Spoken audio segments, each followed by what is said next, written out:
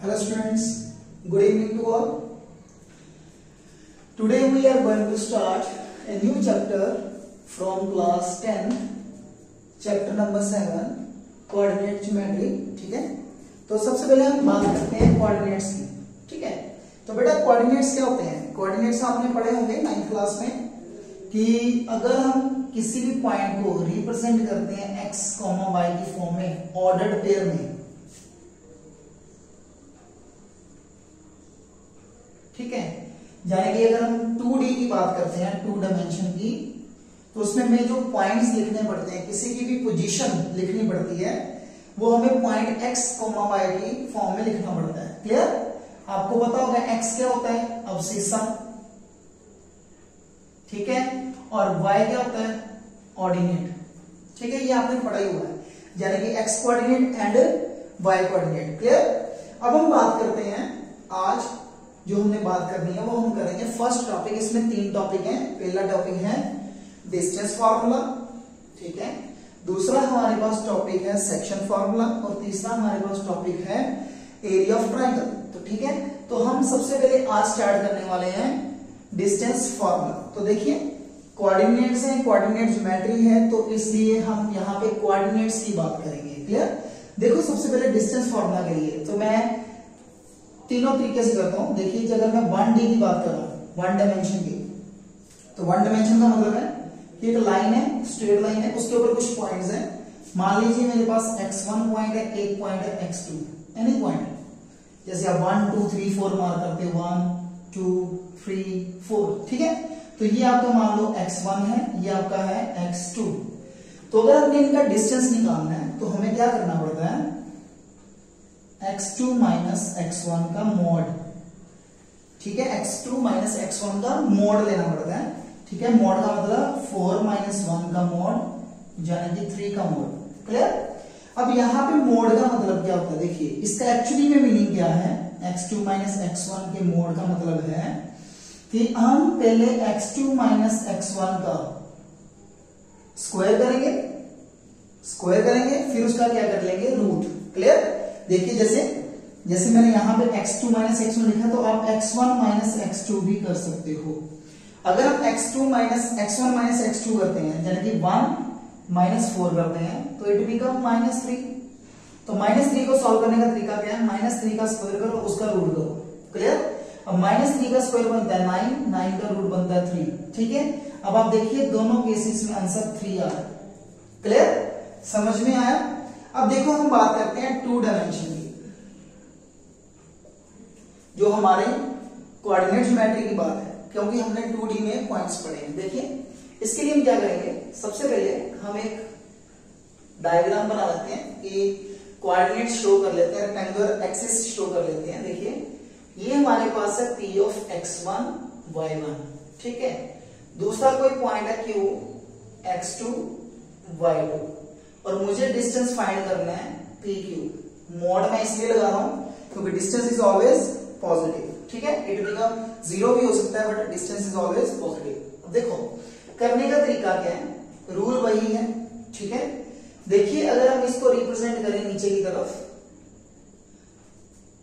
तो यहां पे इस पॉइंट के जो कोऑर्डिनेट्स हैं वो है x1. यहां पे x1 पॉइंट है, इसका यहां पे कौन सा पॉइंट है? x2. क्लियर? अब इसी में से अगर हम इसको लाइन को रिप्रेजेंट करें, ठीक है, तो यहां पे जो पॉइंट है, यहां पे ये वाला जो पॉइंट है, ये हमारे पास है y1, और यहां पे ये वाला पॉइंट क्या है? y2. क्लियर? अब देखिए, मुझे क्या फाइंड करना है? डिस्टेंस. इस डिस्टेंस को फाइंड करने का तरीका क्या है? देखिए, x2 में से x1 को क्या कर दीजिए? माइनस. ये वाली लाइन आ जाएगी, ये डिस्टेंस आ जाएगा. मान लीजिए ये 5 है, ये 2 है, तो 5 में से 2 माइनस कर दीजिए, 3 बच जाएगा. ठीक है, अब यहां पे भी सेम, अगर हम y2 में से y1 को क्या कर देते हैं? माइनस, तो हमारे पास ये वाली लाइन आ जाएगी. क्लियर? अब आपने फाइंड करना है PQ. तो सिंपल है, पाइथागोरस थ्योरम इंप्लीमेंट कीजिए. पाइथागोरस थ्योरम इंप्लीमेंट करने का तरीका क्या है कि जो PQ का स्क्वायर होगा वो किसके को बनेगा? x2 माइनस x1 का स्क्वायर, y2 माइनस y1 का स्क्वायर. ठीक है, अब स्क्वायर को इधर रिमूव करेंगे नेक्स्ट स्टेप में, तो जो हमारे पास डिस्टेंस बनेगा वो बन जाएगा x2 माइनस x1 का square and y2 minus y1 का स्क्वायर। ठीक है जी, क्लियर? उम्मीद है कि समझ लगी होगी आपको। ठीक है, अदरवाइज आप डायरेक्टली फॉर्मूला लर्न कर लीजिए। क्लियर? अब देखो नेक्स्ट, अगर यही हमारे पास 3D में आ जाए, 10th क्लास में तो नहीं है बट +1 में आपकी हेल्प करेगा। अगर 3D में पॉइंट आ जाए हमारे पास P x1 y1 z1 और Q पॉइंट आ जाए x2 y2 z2, ठीक है, तो इसका डिस्टेंस कैसे निकालेंगे? सिमिलरली वैसे ही जैसे x2 माइनस x1 का स्क्वायर किया, y2 माइनस y1 का स्क्वायर किया, इसी वजह से हम z2 माइनस z1 का स्क्वायर कर देंगे। तो ये हमारा जो डिस्टेंस बन जाएगा वो 3D की फॉर्म में बन जाएगा, 3 डायमेंशनल। क्लियर? +1 में आप बात करोगे 3D की, तो यहां पे नहीं करेंगे, बस हमें यहां पे ये वाला फॉर्मूला इंप्लीमेंट करना है। ठीक है, तो देखिए जैसे हम सम करते हैं, फॉर एग्जांपल नंबर 1 करते हैं, फाइंड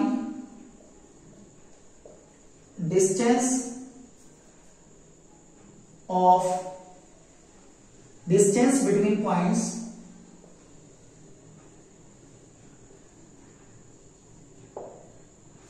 2,5 एंड -3,6। हमने इन दोनों पॉइंट्स के बीच में डिस्टेंस फाइंड करना है। ठीक है, तो देखिए कैसे करेंगे, वेरी सिंपल, हम ए बी डिस्टेंस फाइंड करेंगे, मॉड लगाना जरूरी है। ठीक है, क्योंकि पॉजिटिव नहीं भी लगाओगे कोई बात नहीं, अगर आपका नेगेटिव रिजल्ट आएगा तो वो पॉजिटिव हो जाएगा, ऑटोमेटिकली पॉजिटिव होगा। देखो रूल क्या है, क्या करेंगे, चाहे इसमें से इसको माइनस कर लो, चाहे इसमें से इसको माइनस कर लो। देखो अगर मैं -3 में से -2 करूंगा और उसका क्या कर दूंगा स्क्वायर। क्लियर? सिमिलरली 6 - 5 ये इसका आ जाएगा स्क्वायर। ठीक है, अब देखिए यहां पे हमारे पास ये बन गया, हमारे पास -5 का square and it become 1 square. तो -5 स्क्वायर मीन्स 25, 1 स्क्वायर मीन्स 1, तो इट बिकम √26। क्लियर? ये आपका आ जाएगा यूनिट्स आंसर। ठीक है, क्योंकि डिस्टेंस हमेशा पावर 1 में ही होता है। ठीक है, लीनियर होता है, इसलिए इसका जो हमारे पास आएगा वो आएगा √26 आंसर। क्लियर? ठीक है बेटा, पता चला? चलो एक और एग्जांपल करते हैं, एक दो एग्जांपल्स और करते हैं। जैसे देखिए,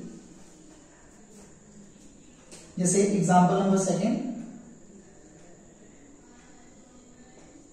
फाइंड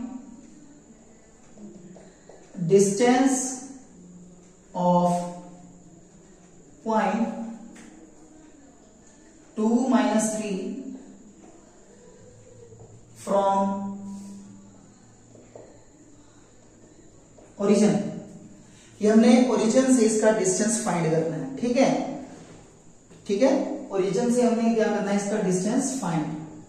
तो ओरिजिन का मतलब आपको पता ही है, एक पॉइंट हमारे पास है 2 - 3, इसको आप ए मान सकते हो। ठीक है, और दूसरा पॉइंट है 0 0, यानी कि इसको ओ मान सकते हैं, capital O. Origin is always represented by O. ठीक है, तो सॉल्यूशन आपको पता ही है, एओ फाइंड करना है हमने। तो बेटा एओ कैसे फाइंड करेंगे, वेरी सिंपल, 2 - 0 कर लो, चाहे 0 - 2 कर लो, एज योर विश। ठीक है, लो जी, अब इसी में से प्लस 0 माइनस ऑफ -3 का whole square, now it become -2 square plus 3 square, now 4 and 9, then answer is √13 units. ठीक है, क्लियर? तो ये हमने एक और सम किया, distance of point from origin. ये हमारा ऐसे भी हो सकता है फ्रॉम y एक्सिस, ये हमारा ऐसे भी हो सकता है फ्रॉम x एक्सिस, कुछ भी हो सकता है। ठीक है, तो उसके अकॉर्डिंग हम दूसरा पॉइंट उसके अकॉर्डिंग कंसीडर कर लेंगे। अगर y एक्सिस आ जाएगा तो y एक्सिस में आपको पता है ये पॉइंट y एक्सिस से जो डिस्टेंस निकालना है, देखिए 2 - 3 यहां पे बनेगा। अगर मैंने इसका डिस्टेंस y एक्सिस से निकालना है तो ये वाला जो पॉइंट होगा वो होगा 0 - 3। अगर x एक्सिस से निकालना है तो ये वाला पॉइंट मेरे पास x हो जाएगा 2, 0।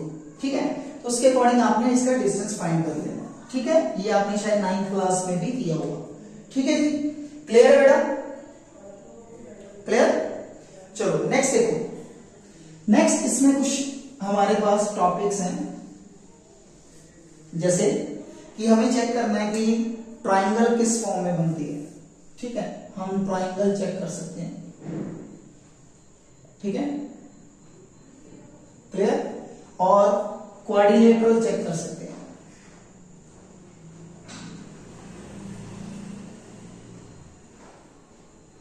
क्लियर?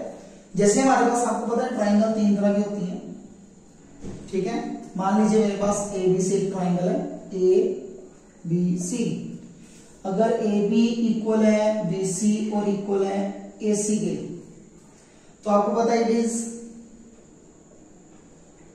Equilateral triangle. ठीक है, इन केस अगर AB इक्वल है BC AC के, फिर मतलब two sides, any two sides equal है, तो उसको हम बोल देते हैं आइसोसेलेस। ठीक है, अगर तीसरे में हमारे पास तीसरी कंडीशन क्या होगी कि अगर तीनों साइड नहीं इक्वल, तो उसको हम बोलेंगे सिंपली ट्राइंगल, स्केलर ट्राइंगल। अगर हमारे पास AB स्क्वायर है equal to BC square plus AC square है, जहां कुछ भी हो सकता है, A का स्क्वायर 2 के सम के इक्वल है, तो हमारे पास कौन सी ट्राइंगल हो सकती है? Right angled triangle. ठीक है, मतलब हमें डिस्टेंस फॉर्मूले से चेक करना आना चाहिए कि कोई ट्राइंगल है तो वो किस फॉर्म की बन सकती है, किस टाइप की बन सकती है, इक्विलेटरल बन सकती है, आइसोसेलेस बन सकती है, जहां। ठीक है, अब देखिए इससे रिलेटेड आगे है क्वाड्रिलेटरल। तो क्वाड्रिलेटरल में आपको पता है 4 साइड्स होती हैं। क्लियर? इस केस में फर्स्ट हमारे पास आता है पैरेललोग्राम।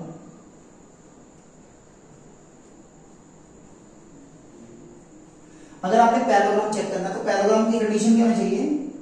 ऑपोजिट साइड का डिस्टेंस इक्वल होना चाहिए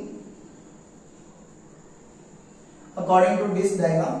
ठीक है, AB इक्वल होना चाहिए BC के, और ये वाली साइड इसके इक्वल होनी चाहिए। ऑल्सो AC नॉट इक्वल होना चाहिए BD के। ठीक है, तो ये हमारे पास है पैरेललोग्राम की कंडीशन। इसी वजह से अगर हम बात करें रेक्टेंगल की, तो रेक्टेंगल के केस में क्या होगा? जस्ट अगर डायगोनल इक्वल हो जाए, यानी कि अगर AB हमारा है BC के इक्वल और AD हमारा है BC के इक्वल, ऑल्सो जो AC है वो किसके इक्वल हो जाए? BD के, तो then it is a rectangle. ठीक है, तो ये हमारे पास क्या बन जाएगी? रेक्टेंगल। नेक्स्ट थर्ड टाइप की जो क्वाड्रिलेटरल हमारे पास होती है वो होती है स्क्वायर या रोम्बस। ठीक है, पहले हम रोम्बस की बात कर लेते हैं। आपको पता है रोम्बस में सभी साइड क्या होती हैं? इक्वल। ठीक है, बट डायगोनल इक्वल नहीं होते रोम्बस के केस में। ठीक है, नॉर्मली आपको पता ही होगा। क्लियर? आप ड्रॉ करके भी देख सकते हो कि ये डायगोनल और ये डायगोनल आपस में लेंथ में छोटे होते हैं। ठीक है, बराबर नहीं होते। आगे देखिए हमारे पास नेक्स्ट आता है स्क्वायर। स्क्वायर के केस में क्या होता है? ऑल साइड्स आर इक्वल और डायगोनल भी क्या होते हैं? इक्वल। ठीक है, मतलब इन दोनों की कंडीशन एक जैसी है। कैसे? देखो इसमें डायगोनल इक्वल है, इनमें डायगोनल इक्वल नहीं है। इन दोनों की कंडीशन सेम है कि ऑपोजिट साइड इक्वल है, ऑपोजिट साइड इक्वल। एक में डायगोनल इक्वल है, एक में डायगोनल इक्वल नहीं है। ठीक है, अगर इक्वल नहीं है तो पैरेललोग्राम, इक्वल है तो रेक्टेंगल। अगर सारी साइड इक्वल है तो दो कंडीशन रोम्बस जहां स्क्वायर बन सकती है। तो कैसे चेक करेंगे? By diagonals. अगर डायगोनल इक्वल है स्क्वायर, अगर डायगोनल इक्वल नहीं है तो रोम्बस। ठीक है, क्लियर? तो उम्मीद है कि आपको ये टॉपिक समझ लग गया होगा। तो इसके हम सम्स करते हैं। देखिए सम करते हैं, जैसे एक ट्राइंगल का सम करते हैं। जैसे हमने चेक करना है, ए पॉइंट है मेरे पास -25, बी पॉइंट है 3,4 और सी पॉइंट है मेरे पास 7,10। ठीक है, तो ये मेरे पास 3 पॉइंट है। तो मैंने चेक करना है कि ये कौन सी ट्राइंगल बनती है। ठीक है, नेम द ट्राइंगल। ठीक है, क्लियर। तो इसको करेंगे क्या, सबसे पहले हम फाइंड करेंगे ए बी, फिर हम फाइंड करेंगे बी सी, फिर हम फाइंड करेंगे ए सी। तो rule is same, by distance formula. तो देखो 3 - 2, जब माइनस ऑफ -2 करेंगे तो ये हो जाएगा +2। क्लियर। इसी वजह से -4 नेगेटिव लगेगा 5 होल स्क्वायर, तो इट बिकम 25 81। नाउ इसका जो आंसर बनेगा वो बनेगा आपके पास 106। ठीक है, इसी वजह से हम फाइंड करेंगे बीसी। बीसी में क्या करेंगे, 7 - 3 प्लस 10 - 4। 10 - 4 का मतलब +4 हो जाएगा, क्योंकि 4 माइनस का। ठीक है, तो नाउ इट बिकम, ये बनता है हमारे पास 4 का स्क्वायर होता है 16, ये बनता है 14। ठीक है, तो 14 का स्क्वायर क्या होता है बोलो। नाउ इट बिकम,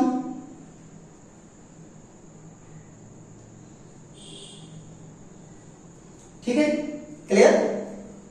अब नेक्स्ट देखिए, नेक्स्ट हमारे पास है लास्ट एसी। एसी कैसे फाइंड करेंगे, सेम।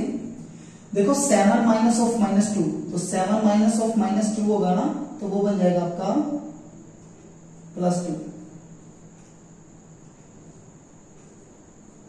इसी वजह से 10 - 5,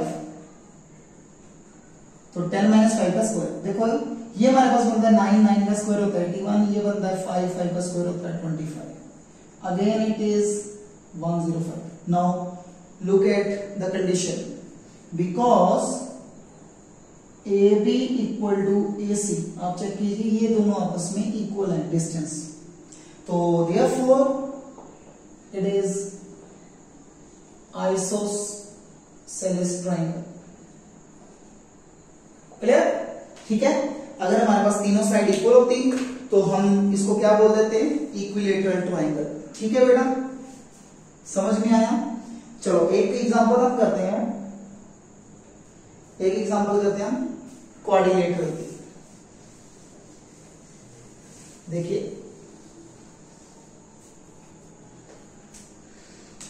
देखिए जैसे हमारे पास एग्जांपल है,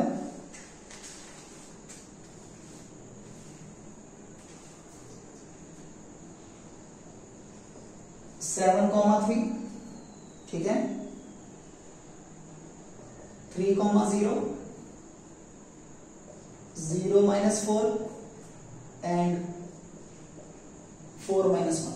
ठीक है, तो हमने ये पॉइंट्स चेक करने हैं कि ये कौन से पॉइंट्स हैं। ठीक है, कौन सी क्वाड्रिलेटरल के पॉइंट्स हैं, ए बी, इसको सी और इसको मान लेंगे डी। ठीक है, तो देखिए सबसे पहले हम फाइंड करेंगे A B, B C, C D and A D. तो ये आप खुद फाइंड करके देखना। ठीक है, खुद फाइंड करके देखना, मैं डायरेक्टली लिख रहा हूं। ये आपका बनता है √25 मीन टू से 5, ये भी आपका बनता है √25 मीन टू से 5, ये भी आपका बनता है √25 मीन टू से 5। ठीक है, डिस्टेंस फॉर्मूला है, नथिंग एल्स। ठीक है, मतलब इसका डिस्टेंस, फिर इन दोनों का डिस्टेंस, फिर इन दोनों का, और फिर लास्ट पे इन दोनों का डिस्टेंस। ठीक है, आप डायग्राम बना के भी कर सकते हो, A B C and D. A point है 7,3, 3,0, 0 - 4 एंड 4 - 1। ठीक है, अब इसके बाद आपने देखो ये हमारी सारी साइड इक्वल है, जहां तो रोमबस बनेगी जहां स्क्वायर बनेगी, तो चेक करने वाला क्या रहेगा, ए सी एंड बी डी। इसको भी आप चेक कर लेना। ठीक है, AC जो बनता है हमारे पास वो बनेगा 7√2 और जो BD बनेगा वो हमारे पास बनेगा √2। तो आप देखिए इसमें कंडीशन कौन सी बनती है, A B equal to B C equal to C D equal to A D, ठीक है, but A C not equal to B D, therefore it is a rhombus. ठीक है बेटा, तो उम्मीद है कि बेटा आपको ये समझ आया होगा कि कैसे हम ट्राइंगल का नेम चेक करते हैं और ठीक है क्वाड्रिलेटरल का नेम चेक करते हैं। क्लियर? ओके बेटा, तो आपको समझ आ गया होगा कि डिस्टेंस फार्मूला से हम क्या क्या कर सकते हैं, ट्राइंगल चेक कर सकते हैं, क्वाड्रिलेटर चेक कर सकते हैं। ठीक है, ओके बेटा, thanks for watching video, have a nice day.